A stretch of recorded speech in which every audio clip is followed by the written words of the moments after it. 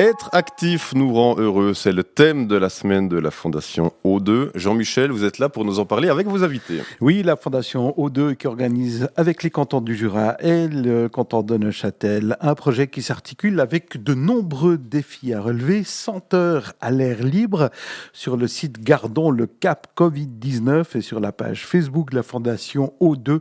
Vous allez découvrir régulièrement de nouveaux défis et en relevant ces défis, on peut en plus gagner de nombreux prix. Alors, le premier des prix, c'est de prendre l'air, c'est d'être bien, surtout en cette période un petit peu particulière. Mais il y a en premier prix une nuitée au Cabanon du Mont avec fondue et panier apéro du terroir. Hein, ça, on pourrait presque y aller, Jérôme. Je prends. Deuxième prix, ouais, moi aussi tu penses. Deuxième prix, une nuitée au Cabane du Mont avec panier apéro du terroir, sans la fondue, mais c'est quand même bien aussi. Et troisième prix, 250 francs de bons chez les commerçants jurassiens. Nous sommes aujourd'hui en compagnie de Tania Chinololz de la Fondation O2 et également avec la docteure Chérine Fahim. Bonjour Tania, pour commencer. Bonjour. Bienvenue dans nos studios. Alors déjà, la Fondation O2 qui propose ce projet, très rapidement, on peut reparler de ce projet, dire ce que sont ces défis. Oui, alors c'est une campagne de promotion de la santé qui est mise en place par la Fondation O2 en partenariat avec le service de la santé publique du canton du Jura. Donc c'est une campagne qui vise à créer des messages positifs en proposant à la population de prendre soin de soi, que ce soit sa santé physique ou sa santé aussi psychique, à travers des défis hebdomadaires qui nous invitent finalement à prendre l'air. Alors, des défis que vous proposez à partir de maintenant et jusqu'au mois de juillet. Mais finalement, vous travaillez, votre travail s'articule autour de ces défis depuis longtemps, depuis toujours ?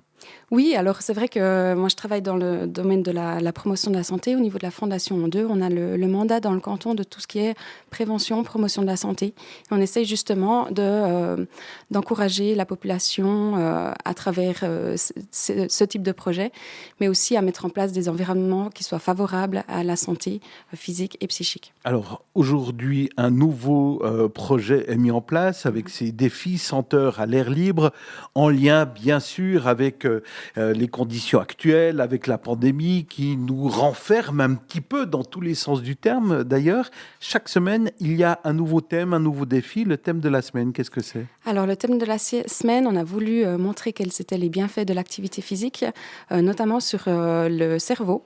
Et puis sur notre bonne humeur. Donc on souhaitait aborder ce thème tout au long de la semaine.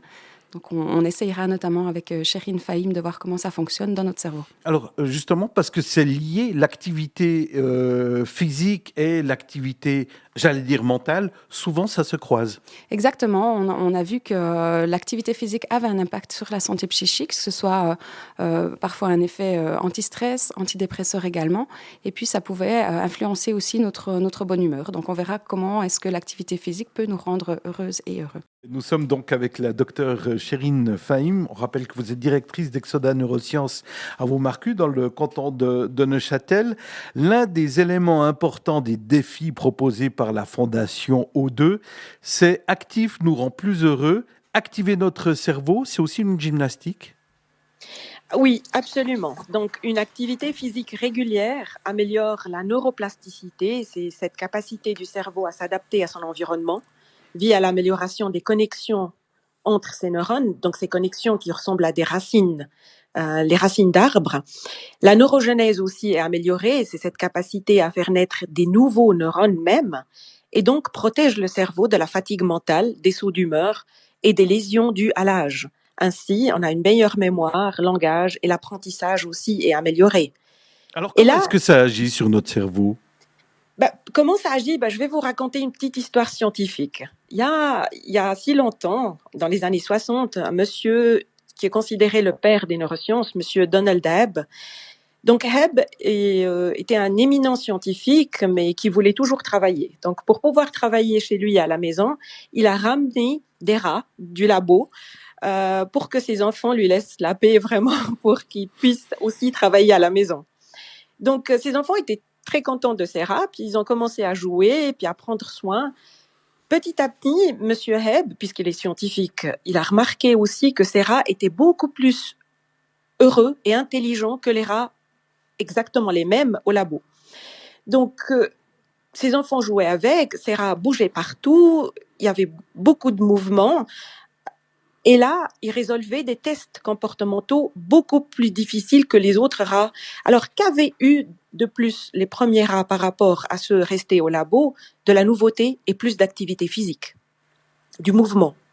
Donc, Hebb a prouvé que le fait de vivre dans un milieu riche en mouvement, les stimulations sensorielles et sociales modifiaient le fonctionnement et même l'anatomie, la structure du cerveau. Donc le télétravail lui a déjà permis à lui de faire une belle découverte. Oui. En quelque sorte. En quelque sorte. Et là, si on imagine vraiment, on lance le défi d'imaginer le cerveau comme un immense jardin plein de fleurs, ces fleurs ont besoin d'attention particulière, de mouvement et d'engrais par moment, n'est-ce pas? Les engrais de nos fleurs dans le cerveau, qui sont vraiment les neurones dans le cerveau, ces engrais s'appellent le BDNF, Brain Derived Neurotrophic Factor. Donc, c'est vraiment une protéine fabriquée dans notre cerveau lors des mouvements, avec le mouvement. Et pas n'importe quel mouvement, c'est le mouvement à l'extérieur, le mouvement connecté à la nature aussi. Ce sont toujours les activités physiques qui vont alimenter le cerveau. Exactement. Donc, ce BDNF est fabriqué grâce à cette activité physique. Le BDNF aussi aide à la luxuriance et la prolifération de nos fleurs, c'est-à-dire de nos neurones, et puis des connexions entre les neurones. Cette attention particulière est donnée à ces fleurs grâce à la libération de la dopamine avec le mouvement. Ce qui est super intéressant, c'est que la dopamine est impliquée dans le mouvement et l'amélioration de l'humeur et la régulation des fonctions émotionnelles. Alors nous, on n'a pas étudié dans les neurosciences, mais finalement, est-ce que prendre soin de sa santé mentale par l'intermédiaire des neurosciences, est-ce que c'est compliqué pour nous qui ne sommes pas chercheurs?